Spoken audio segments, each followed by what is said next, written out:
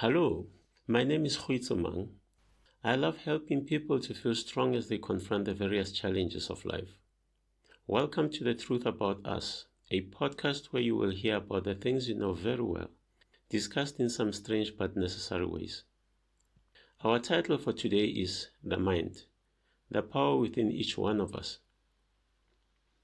Do you ever catch yourself wondering just how massive and complex life really is, with all the life forms there are in it? I mean, think of all the over 8 billion people in the world, all the various species of animals, insects, birds, and everything else, and the hustle and bustle of all their everyday activities and movements. In the middle of all that, where do you, as an individual, fit in within this vastness of existence? What is the significance of this one life that you call my life in it? The thought of who we are in relation to everything that exists is enough to humble anyone who may think life begins and ends where they are, the moment they become aware of the previously unthinkable efforts and processes that come together to enable and create that one life and that of everyone else. At the same time, the enormity of existence can be so overwhelming as to make one feel like their own life is just an insignificant dot in the night sky, and that maybe our lives do not matter at all in the bigger scheme of things. In fact, that thought is one key reason why many people live as if life is a scam, a setup or some matrix in which everything has already been decided, and all they can do is just show up from one side and disappear in another without any significance or meaning.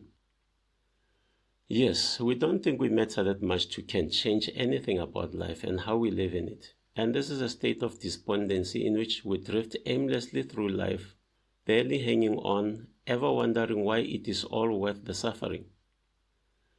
If you think it sucks to be that way, then let me assure you right now that it doesn't have to be that way if you don't want it to be. And my main question to you today is, how much are you willing to be responsible for your happiness in life? Because your achievement of any goal in life will always depend on how much it means to you to achieve it, including the goal of being responsible for your happiness. Please put that question at the back of your mind as we proceed.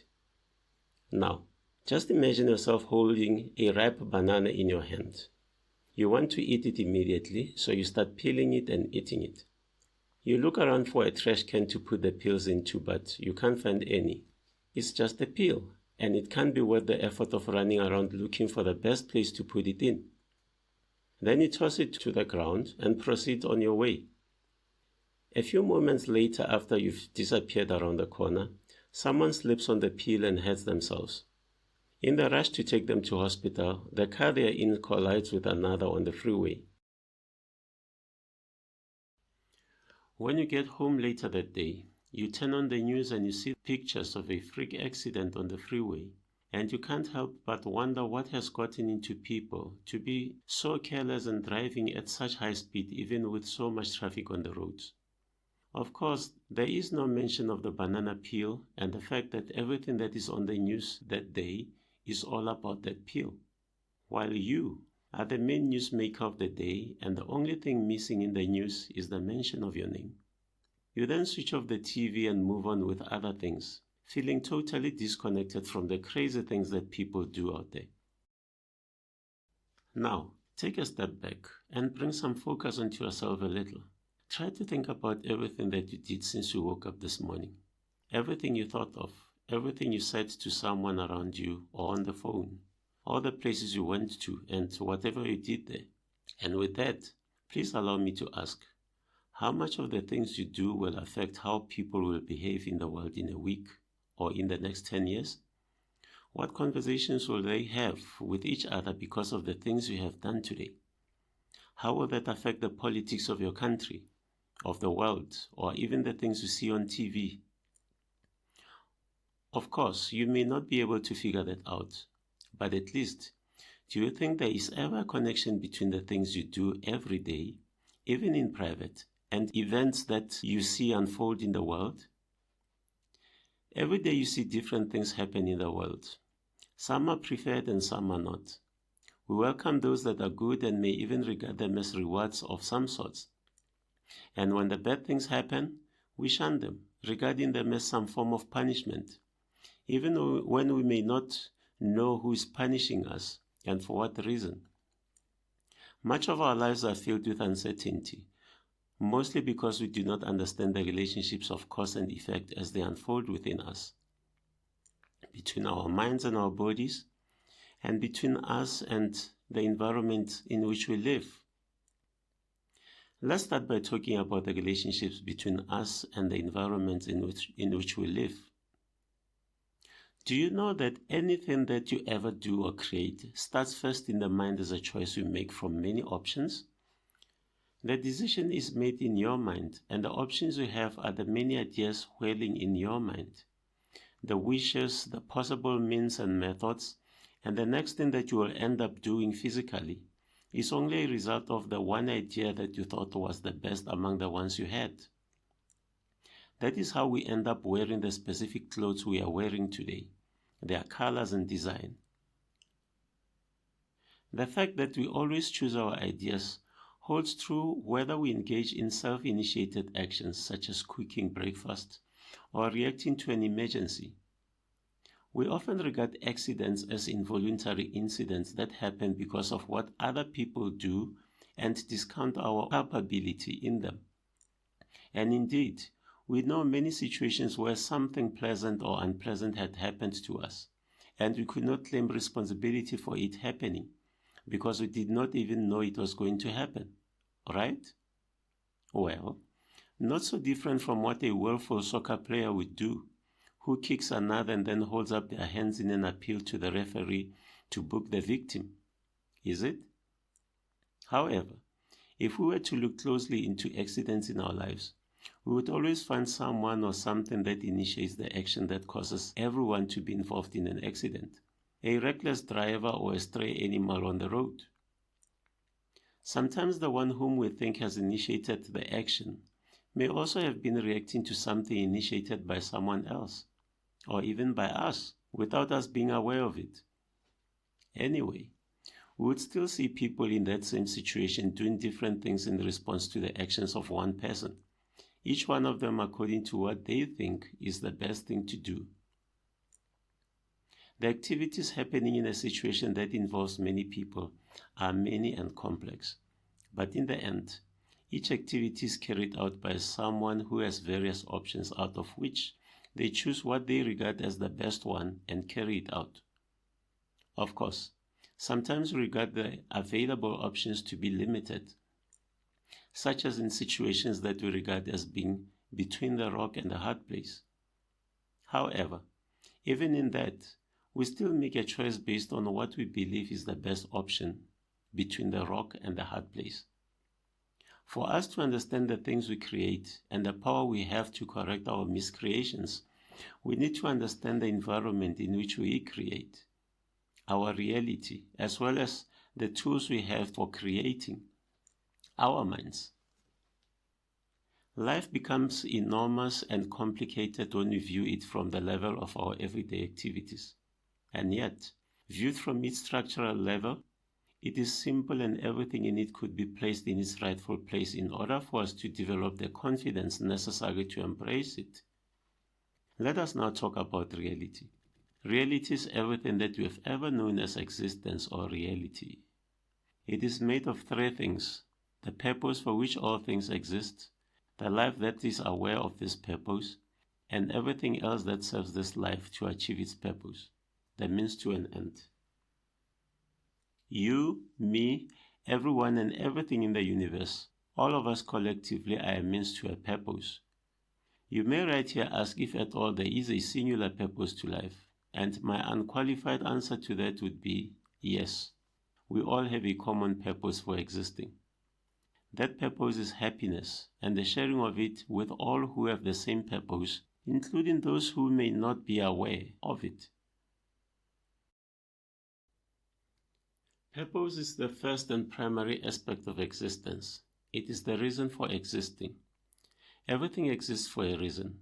This reason is the one that gives each thing a form and certain qualities that would help it to be more efficient in how it lives up to its purpose.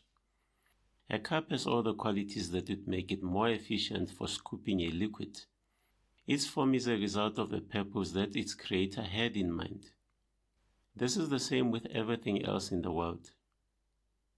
The very concept of meaning comes from understanding that everything has a fundamental purpose that it exists for and must align itself to, and the extent to which it is aligned to its purpose determines its meaningfulness. Life is the second aspect of existence. A life is any form that is aware of its purpose. The nature of all things is such that all of them are one, and as a result, they all have a universal purpose that they are in pursuit of, while each of us has some qualities that would make them more efficient in pursuing that purpose better in certain places than in others. These different efficiencies are a result of the fact that, even though we are all one, we are distributed over space and time, where certain things become easier to do than when we are in other places, such as the ease of finding water when we live in an island than when we live in the desert. Means as a third aspect of existence are everything that exists, the life forms themselves and all other things around us. The harmony of every life form is linked to its purpose and to how it uses the surrounding environment to live up to that purpose. To be more in harmony with our purpose is to find more harmony in our lives, because in that case, we use ourselves to do the things we were created to do more efficiently. While on the other hand, the more we deviate from our purpose, the lesser the harmony we experience in life, because in that case, we would be misusing ourselves by doing things that we are not created to do efficiently. It would take long to do a job using the wrong tool than it would be using the right one created for the job. Now that we have belabored the subject of our reality, it is now important to understand the reason why we exist. What is it that we value about life that makes us solve problems, and why are there problems in it in the first place? Let's talk about happiness and why we suffer. When we carefully observe the various things that people do every day, it would not be hard to realize that beyond every hardship that we hope to overcome is an expectation to realize some happiness that we believe the problem was hiding from us. In fact, we could confidently say the happiness that lies beyond any problem that we want to resolve is our primary motivation that urges us to do all that we need to do to overcome our obstacles. Now, what is it about happiness that motivates us to overcome even the impossible? Simply to be happy? What is happiness anyway? I always tell people that we are all one, and when I say that, I mean it literally and not figuratively. That we are all physically and mentally one with each other, and that every physical thing is one with the mind that created it. In other words, within anything that we create, there will always be elements of the purpose for which we created it. That simply means by understanding anything that is created, we can also know the purpose for which it exists. And by understanding ourselves as people, we can know our purpose and begin to learn how to be in harmony with it. In a world where we tend to misuse ourselves because we don't know who we are. Happiness is a feeling we get whenever we witness the oneness of any means with its purpose. Because of this, we use the common aspects of our reality to see the harmony between them as means and happiness as the purpose of their existence. The more we can realize this happiness with the broader aspects of our existence, the more we dwell in a state of peace, where we find ourselves in harmony with much of our reality, while also helping others to dwell in the same harmony. Peace in that way can be defined as a state of shared happiness. Shared happiness or peace is the natural state of being human and the highest ideal of every life form in existence. In that way, it is the primary purpose of all life and the primary measure of success for living. Since all of us are one with each other, even though we have assumed different forms over space and time, our harmony is realized whenever we find our oneness with any aspect of creation that we encounter.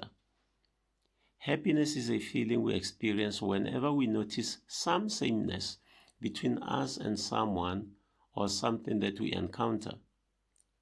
On the same vein, to suffer, which is the opposite of happiness, is to encounter any aspect of creation and remain unable to realize our oneness with it. And for as long as we cannot recognize that oneness, our happiness is delayed and we keep on suffering. The difference between happiness and suffering is the difference between living up to the purpose of life and not. Please allow me to recap a little to put things into perspective. Everything that you know as existence is made of the purpose of existing, the various life forms that are aware of this purpose, and everything else that serves as the means to live up to this purpose. That means everything that ever happens in life, that you, other people, and all other creatures do every day, is all meant to help achieve the purpose of life, which is shared happiness. So, the reason why we see many people out in the street, in the mall, going in all the different directions every day, is that each one of them is in pursuit of their own happiness, according to how they define it in their situation. Whether looking for food, needing to listen to music, or reading a book, among many others. As life forms, every person has a mind and a body and lives in an environment we call the world. The mind, the body, and the living environment are all of them means to achieve the purpose of living. In its structure, the mind primarily consists of three abilities: awareness, thinking, and decision-making, and two resources, the imagination and memory pools. The imagination, just like memory, is a reservoir in which everything that we ever think exists resides. Every solution to every problem, all our imaginations of God, angels, the prophecies we make, how we interpret our dreams, all other beings that we could think of, aliens, demons, avatars, fairies, superheroes, and more. Each of these beings exists and is valid, but only in the form that each person would imagine it to be. In other words, every perspective or point of view that we may have regarding any person or anything in life is made possible by exploring our imaginations. The very divisions that we make within ourselves of mind, spirit, and soul all come from the imagination in our attempt to make sense of the composition of the metaphysical reality in which we live. In the same way, my very attempt to separate the functions of the mind is itself an imaginary exercise, an attempt to explain the mind in a way that would hopefully make sense regarding how we use it. Memory. Memory is a reservoir where we store all the past solutions we have ever received from the imagination, with the hope to use them again in the future. All the formulas, models, and our scripted behavior or our habits are stored in it. The importance of storing things in our memory is caused by the belief that life repeats itself, and the next time we encounter the same situation that we were in before, we would quickly use the solution we already know of in the memory, instead of searching the bigger pool of the imagination for a new one. It is the ease of searching in our memories instead of our imaginations that causes us to live habitual lives where everything seems to be repeating instead of experiencing life anew as it unfolds. Thinking is the way we explore the imagination. Whether we call it imagining, wondering, or even remembering, all of them are part of the thinking process, which is all about exploring either the imagination or the memory for a solution. Decision-making is where the power of choice lies, where we acknowledge that there are more possibilities for achieving happiness, and then taking the responsibility to choose the most suitable means to achieve that happiness within our situation. Mistakes and accidents happen whenever we make decisions that are not considerate of the broader aspects of our situations, such as how one area of our lives connects to others, and the effects that one has on others. We may talk to someone on the phone while driving and fail to recognize an approaching danger on the road. That's how accidents happen, and it's a result of not realizing how a distraction of the mind could impact our ability to drive safely. Even in an accident, the driver would have had the opportunity to choose where to focus their attention and failed to make safe driving their primary focus. Awareness is our consciousness, our focus on the purpose of life and on the available means to achieve it. It helps us to align our actions to our intended purpose. Awareness focuses on all the critical aspects of our existence. Imagination, what is available in it, the thinking process, how the different things in the imagination are connected. Memory, what solutions did we use in the past that we could still use again? And decision making, which is about which of the options that we have in the mind seem more likely to resolve the problem we are thinking for. Further to that, awareness focuses on what abilities the body has for serving the purpose of happiness, as well as what is available in physical environment that would help us to achieve it. Every life is guided by awareness in reconciling all the available means to the purpose of existing. It is only through our awareness that we can know whether the very goal of living, happiness, is being achieved. Happiness, when it is realized, happens in the mind. That is because it only becomes available when we are aware of it. And awareness is a function of the mind. Interpretation of a relationship between the purpose and the means to achieve it, of whether the conditions for it have been met. Earlier on, I said the imagination has all the solutions to all the possible problems in life. With that, one may begin to ask, why is it so hard to solve all our problems in life and be happy? Why can't we find solutions to some of our problems in life? Okay, although the imagination has all the answers to all the possible questions out there, the problem in finding these answers has much to do with how deep we allow ourselves to explore the imagination. Sometimes we become fearful of thinking for many reasons, and that causes us to only make a shallow exploration of our imaginations, causing us to create fewer options than we need, and that is when we may end up borrowing other people's solutions even when the problem they have is not the same as ours. Some of the reasons why we tend to be afraid of thinking or exploring our imaginations deeper have to do with the things we are taught and made to believe from our childhood. I grew up in an environment where it was believed that if you read or think too much, you can become mad. Well, I'm not sure which of the two comes first, whether we become mad first and then we start thinking too much, or we think too much and then end up getting mad. However, the association itself is just enough to discourage many people, young and old, from making the necessary effort of visiting those unexplored corners of their imaginations. The major stumbling block to our ability to think comes in the form of anything that trivializes thinking and thoughts. Many things can cause that, but our inability to appreciate the connection between the things we think and their effect on our bodies and in our environment could be regarded as the primary cause. The failure to see this connection creates a disconnect between cause and effects, where we may have very useful ideas but cannot translate them into meaningful solutions. The motivation to think, which is supposed to be encouraged by seeing the benefits of thinking, diminishes. In that case, we see things happen but we do not feel responsible for them.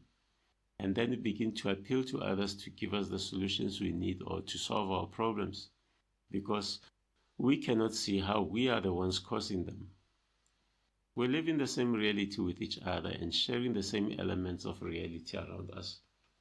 We share the people and the things we have in our lives with other people, such as how one man could be shared by many people, all of whom regard him differently as a father, a boss, an employee, a son, a neighbor, a friend, a lover, husband, to name a few. Each of these roles is a way to be and to make happy. In a single day, we all traverse many situations in which we assume different roles to provide various forms of happiness to different people. In the same way, the different things in our physical environment also traverse our reality to provide various experiences to different people. It happens when you buy a chair to sit on, and later giving it to someone else who might use it, say, as a table, and another one as a flower stand or even firewood. We share our environment by using what we need in it and freeing it to be used differently by other people according to how they define their own happiness. And in that way, we live and we let live. The different roles that people and things assume throughout their lives can serve as the best and most practical examples of our conceptions of eternity. Everything continues to be a part of our reality, and the only thing that changes are its form and roles. In that light, the subject of death only applies to the end of one form or role, as we assume another. And how long each role lasts depends only on the happiness of the one assuming it. That is, we can continue to play any role for as long as it makes us happy to, and we only change to another when we can no longer be happy in the current one.